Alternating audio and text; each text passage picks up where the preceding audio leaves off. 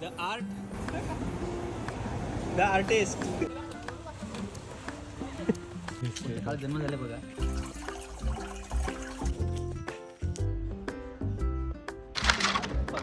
जय अग्रिकोली सगळ्यांना. आज बराच लेट झाला जिमला जायला. वाघ पण निघला. चाकू पे लगा खून, हटाना तो पडेगा. वाघाचा बर्थडे कमिंग सून, मानाना तो पडेगा ना मेरी जान. आज लेगचा वर्कआउट केलं ना, पटपट घरा गेलो. माझी लॉलीपॉप बरेच दिवस उभी होती, मग तिला जराशी फिरवली ना, निघलो एक हिडन लोकेशनवर. तवरण हे 2 चोर पण आलं. या 2 चोरांचा वेट करतो तर मला इथे एक निंबू भेटला. जालिम भक्तानी फिरवून टाकलेला वाटतं. आम्ही आज निघलेलो मलंगडाच्या जवळ असलेले कुंभारली गावान. आम्ही बघायला चाललेलो तो गोमुख, ज्याच्या टोनांच्या 12 महिने पाणी येतं, पण तो पाणी कुठून येतं त्याचा पत्ता अजून कोणलाच लागला नाही. गावांच्या एकदम सरळ लोक आपल्याला भेटते अमृतेश्वरची कमानी. मंदिराच्या समोरच अमृतेश्वर कुंड. 4 पायऱ्या उतरून आपण मंदिराच्या गाभाऱ्यात पोहोचतो. इथला शिवलिंग जाम भारी सजवलेला होता आणि मंदिर पण जाम भारी होता. खूप जास्त शांती आणि एकदम पॉझिटिव्ह वातावरण. मंदिराभोवती अख्खा फिरलो पण आम्हाला गोमुख काही दिसला ना. दिसेल पण कसा तो तिथं असेल तेव्हा दिसेल ना. मग काय केला, गुगलला सर्च. अमृतेश्वर पासून 600 मीटर होता गोमुख. यावरे चिखलन जर पडलो असतो ना, आईसने घरान पण नसतं घेतला. गावाच्या बाहेर आलो ना, कृष्ण मंदिर भेटलं. पण आमचं डोलं अजून गोमुखच शोधित होतं. मग असा गावात तुडवीत कावा चिखलांच्या कावा शेताच्या बांधवल्या डोकी बोज गावतांच्या चालत आम्ही शेवटी पोहोचलो गोमुखाजवळ. गोमुखाचा पाणी एकदम थंड होता आणि त्या बरोबर होता पाणी कुठून येतं काहीच माहिती ना, पण बघून फायनली मनाला शांती भेटली. गोमुखाच्या अजून थोडासा पुढे गेलो आपल्याला बघायला भेटतोय दत्त मंदिर.